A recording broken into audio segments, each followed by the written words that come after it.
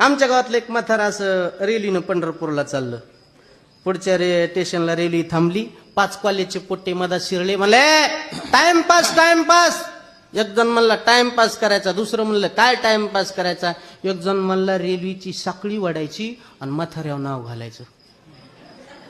ते दुसरं म्हणलं आपल्या नावाल्या काय करा. ते म्हणला चिंता करू नको, 5 जण आहेत, 5 जणांच्या खिशात 5-5 हजार आहेत. 25,000 घालू पण म्हाताऱ्याला हिंगात दाखवू. वळडीनं साखळी साखळी वळडी. रेल्वे थांबली. टीटी आला, पोलीसवाले आले. कोण वळडी साखळी? साहेब बाकड्यावर झोपलेल्या म्हाताऱ्यानं वळडी.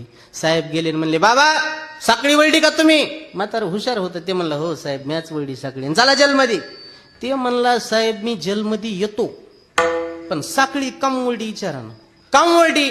त्या साखळी खाली नाव होतं संकट काळा साखळी वडा. आणि काय आलं संकट तुमच्या? काय आलं? काय सांगा साहेब मी हातात 25,000चं सोयाबीन परभणी तिकलंय. आणि मग 25,000 खिशात घेऊन मी पंढरपूरला जाऊ लागलो.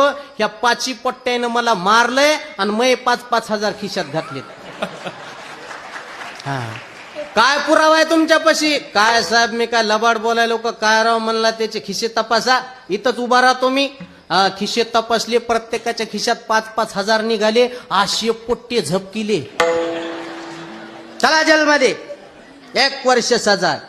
पोरं म्हणले 1 वर्ष काय साहेब 2 वर्ष जेलमध्ये बसतो पण एकदा म्हाताऱ्याच्या पाया पडू द्या.